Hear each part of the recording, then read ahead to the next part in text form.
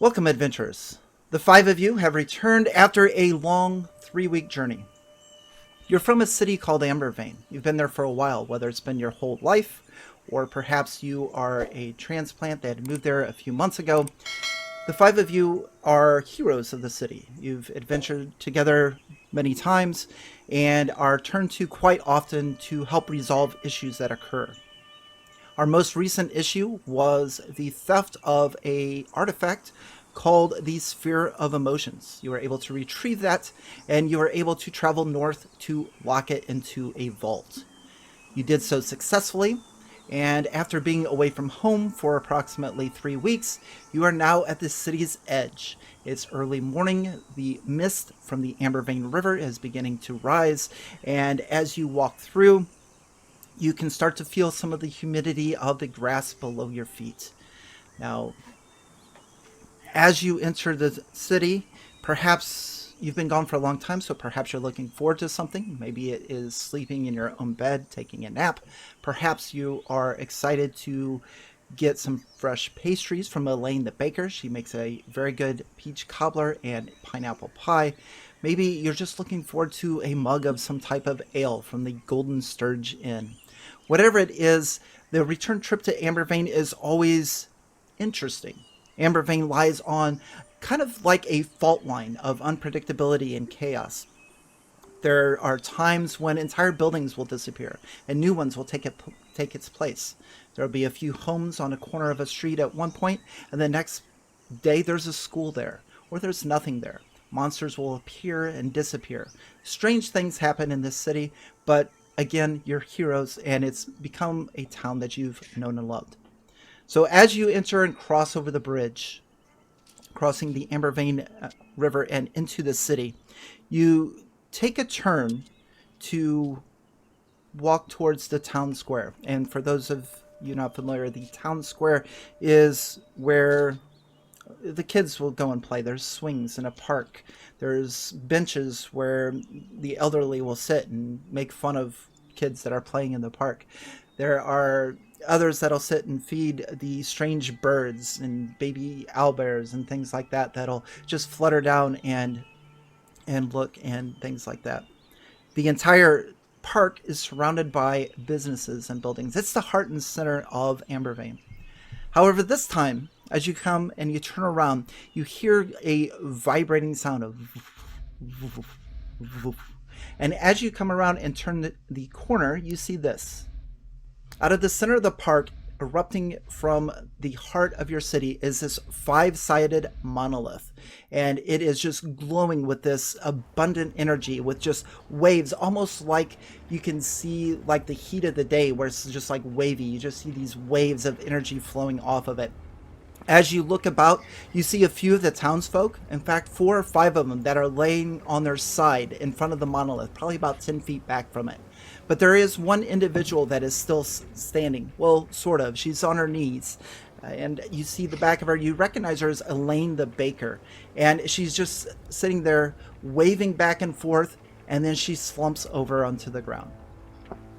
As we take in this scene, I am going to arouse all my companions and say, well, friends, I think we've got something underway. But I know that no matter what challenges we come across, we will persevere. We will endure.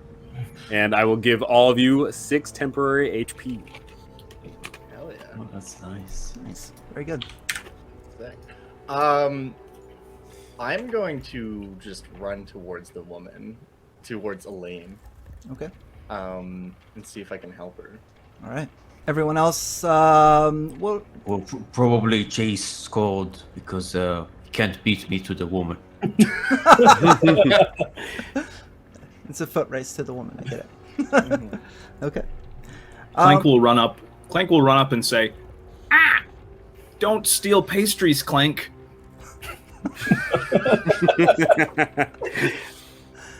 Very good. Okay. Severus will slowly walk behind everybody as they all rush, and then come up to the first person, not to the baker, but one of the other bodies that have been slumped over, to check for vitals. All right. As your characters approach, whether it be to see if Elaine is okay or one of a few of the other townsfolk. Each one of them have some very strange markings on them. And although they seem to be alive, they seem to be in some type of a coma or catatonic state. And as all of you approach Elaine, you see that their faces look like this. I need everyone to make a perception roll, if you would, please. There we go. 8. 23 for me. Nice. 17. 16. Also 17. Nice. Heck yeah. All right. For those of you that rolled a 15 or higher, as you're looking at these individuals, wondering what is going on with them, out of the corner of your eye, you see some movement that's probably about 60 to 70 feet beyond the monolith, and you notice a marionette figure that is entering the toy shop that is in town. Now, this marionette figure is something that you know of, and another picture coming up here. It looks like this. Now, for a little bit of backstory, in one of your previous adventures, you had rescued 2 of these marionette dolls from this strange, creepy mansion, and their names are Theodore and Calvin. Now, Theodore and Calvin had integrated within the Ambervain Society with no issues whatsoever. They attended school and things of that nature. Despite their creepy appearance, they seem to be okay. But you see one of these dolls, and since they're identical, you're not sure which one it is, entering the toy shop. Okay. I suggest we make post haste and chase after them. Does this Elaine woman seem to be like conscious, or is she completely passed out and turning into a jigsaw puzzle? She looks to be totally passed out, turning into a jigsaw puzzle, although her eyes are open. So how about a medicine check? Let's do one of those. Can I do this? Oh yeah, I'm actually proficient in medicine. Alright. I tailored this all around you. That is a 12. You've never seen anything quite like this, but you would assume that she is able to see things, although her mind is probably distant from being able to control her bodies or movements. She does not blink. It's just a constant stare. Well, the form of my medicine check is Skull going, "Come on, Elaine, keep it together," and I'm like trying to push the pieces back into her face, which is clearly not working. And as Severus sees that, please, Skull, don't touch. They're puzzles. Leave them all together. And then copiously just writing notes, every little detail in a book. Not exactly the puzzle adventure you're expecting, but okay, here we are. A literal puzzle on the face. Yeah.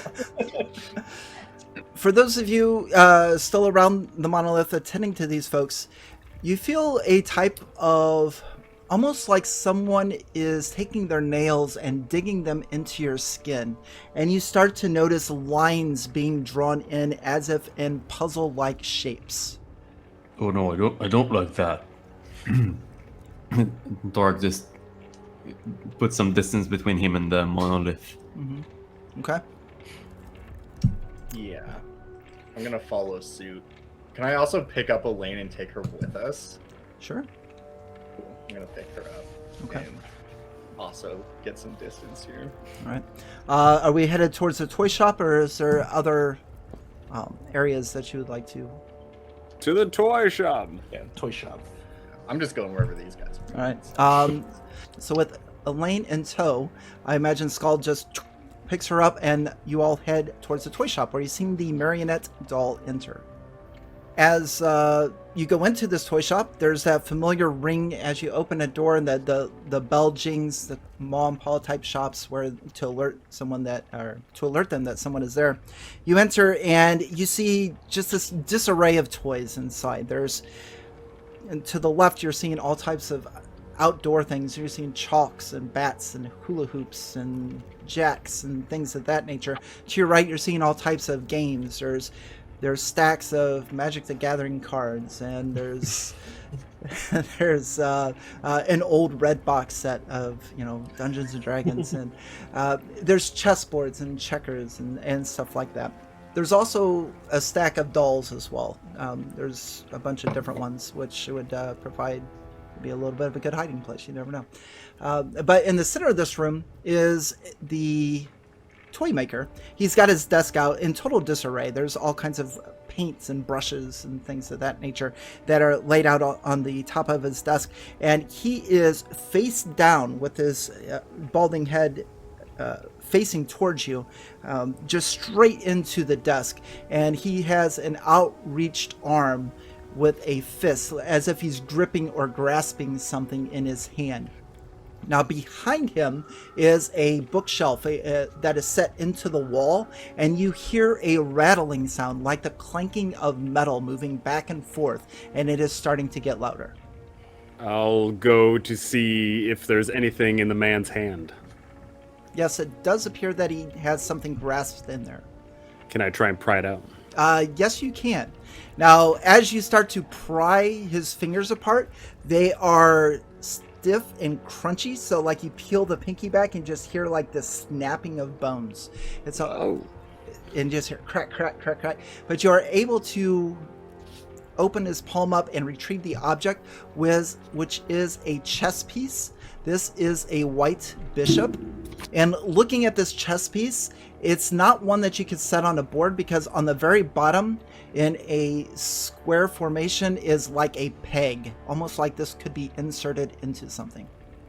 Well, my friends, I think I've got a piece of the puzzle here. What's funny?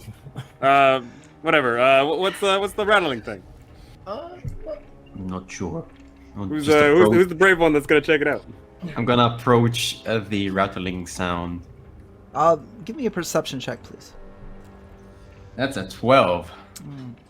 It looks like a few of these books have been recently moved, and you can definitely hear, again, like the sound of something large and metallic, and it's just like as if it's like clanking side to side, as if it's not firmly in place and just moving at a fast rate, and it just starts to get louder and louder. From the books? From behind the books. Did you find something, Torak? The books are making weird sounds. Can I make an investigation check on the books? Oh, absolutely. 17 plus 4, that'll be a 21. All right. Severus, you are able to, through moving a few things and seeing that they're recently been moved themselves, it looks like there's like a lot of them are covered with dust, but you notice a few books that aren't. And as you move them about, you open up a secret door, and the library or the bookshelf slides to the side. And as it does, you see this big metallic box, the bottom of it, and then it just moves up and clanks into place. You have found a secret door, and beyond it is a rusty metal elevator. It's an empty room. Oh no, I believe it's an invitation. You see the panels down here, they move up and down. Yeah, because it's broken. How much would you like to wager, Torak? I believe it works perfectly fine. Okay. You want to wager? We can wager. 2 gold pieces. Okay, 2 gold. Go ahead and step on the on that panel right there, right in front of you, right through that door. No, okay. Steps inside. Torak, so you're entering the elevator, is that correct? It's just a room, of course. Oh, it's just a room. You're entering the room. Yeah. So you see that you're in a very small room that is made of some strange metal. Your voice echoes a bit in here, and along the side there is one button, and it has a down arrow. There's a thing here. All right. Before I win this bet, I believe the rest of us should go inside so he doesn't appear on the other end by himself.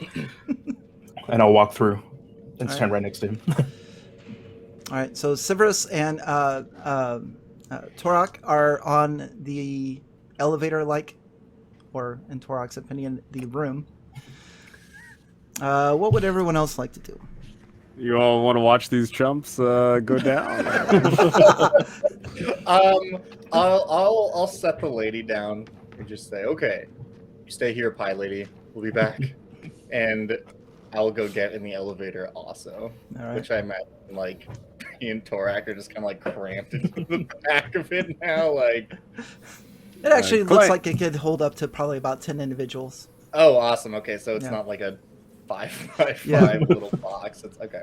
Perfect. Clank, you don't want to go down there, do you? Clank looks and just shrugs and says, "Keep it together." And then he walks into the elevator. And we all fall asleep. All right. Our fearless leader coming in the rear. Oh boy.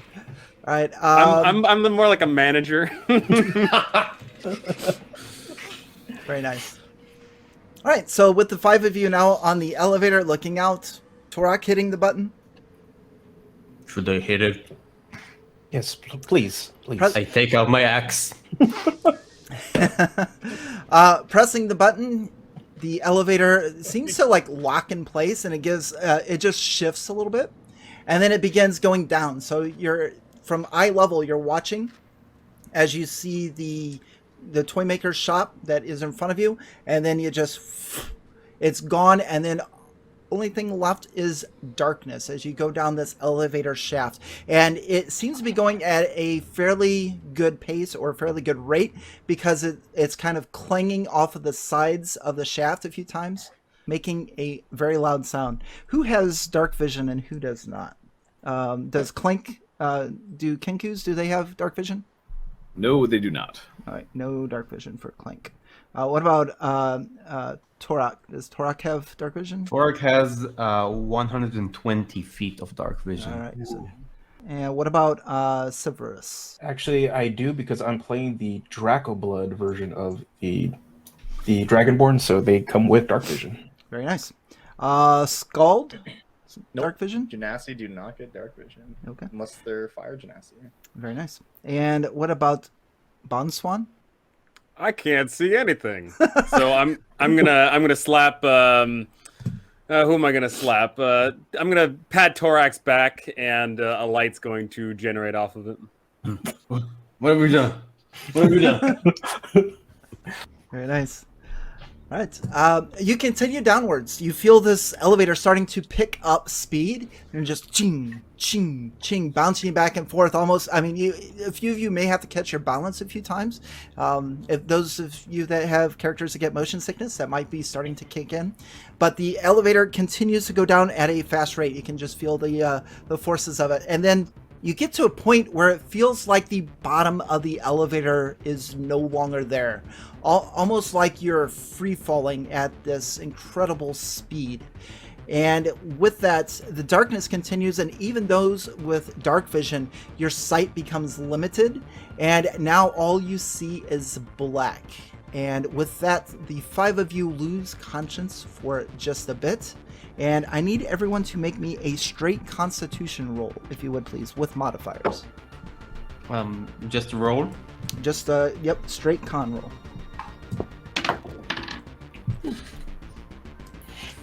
That's a 10. I got Okay. a 13. Okay. I got 18. 18. I also got an 18. I rolled a 12, meaning I got an 11. What On is Constitution? Bonswain Barney? Con is always the best dump stat. You're not going to live long in this. Future corpse. You're not going to live long. It'd be lower if I could make it lower. Okay, with that, who were my two 18s? The fighter and the barbarian, believe it or not. All right, so Torak and Skald. Yeah. All right, Torak and Skald. The two of you awaken. You are laying on an ornate orange rug that is in the shape of a square. Above you is a chandelier with 6 or 7 different lights and giving off a kind of a warm glow to a room. Looking about, you see there are 3 children in here. There is what looks like a young dragonborn, a young kenku, and a young human.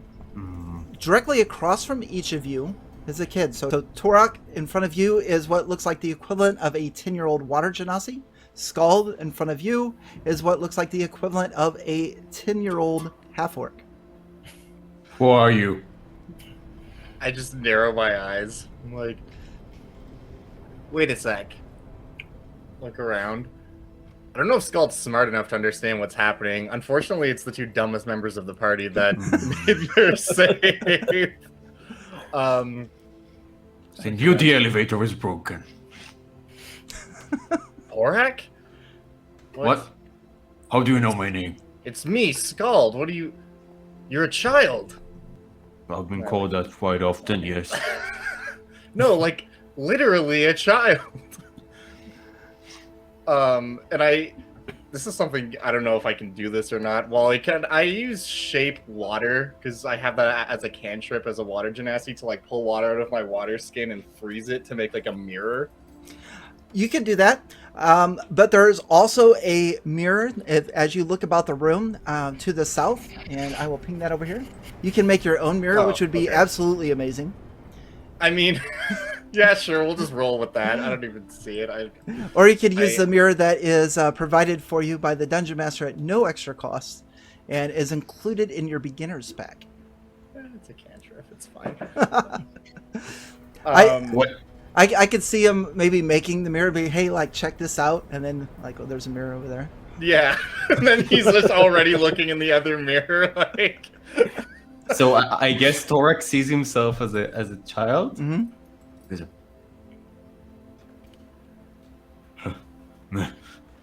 What's happening? And it would be at this time that the rest of you would also awaken.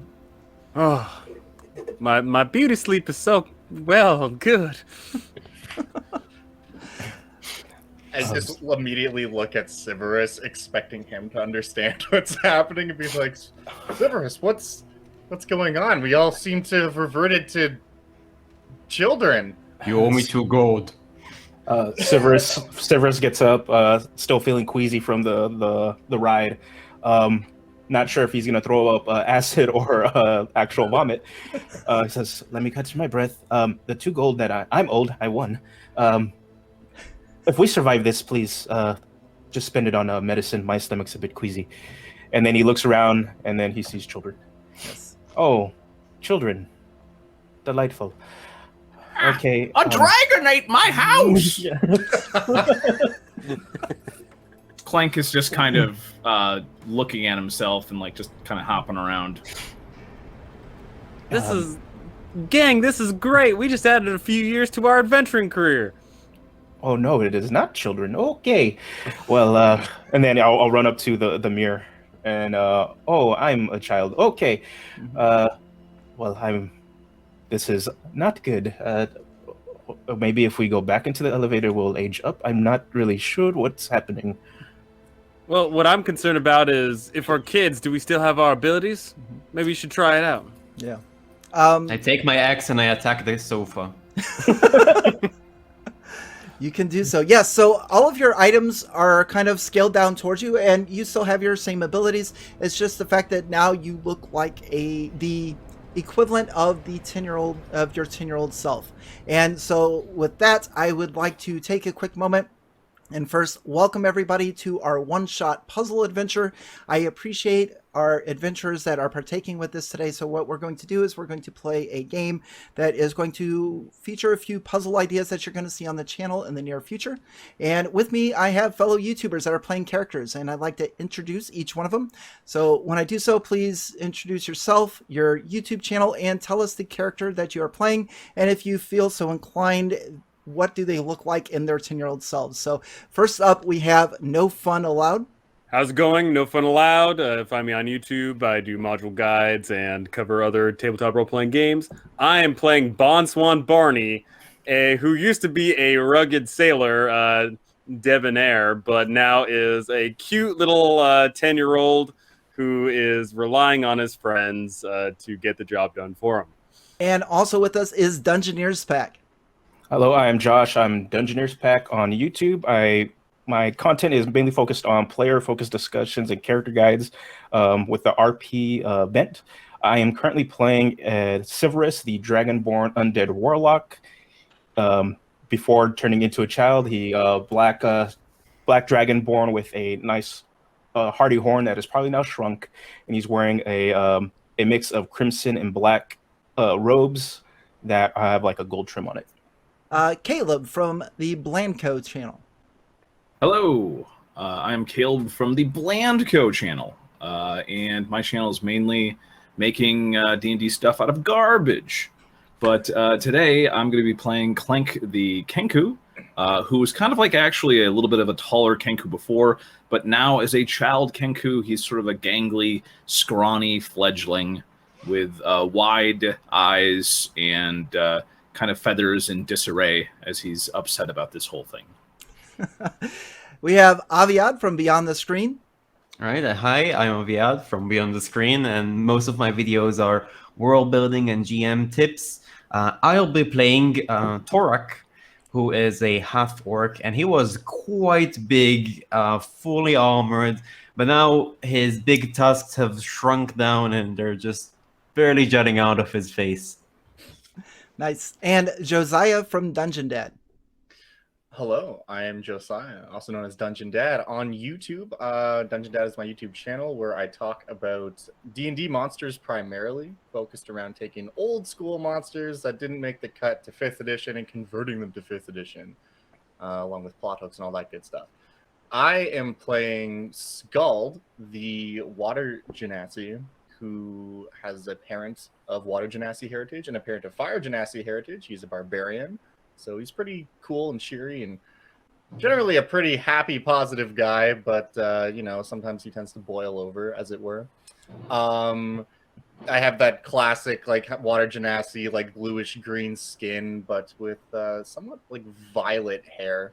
And he looks pretty much the same as a 10-year-old as he did as an adult, except just much smaller, and his hair is probably a little bit shorter.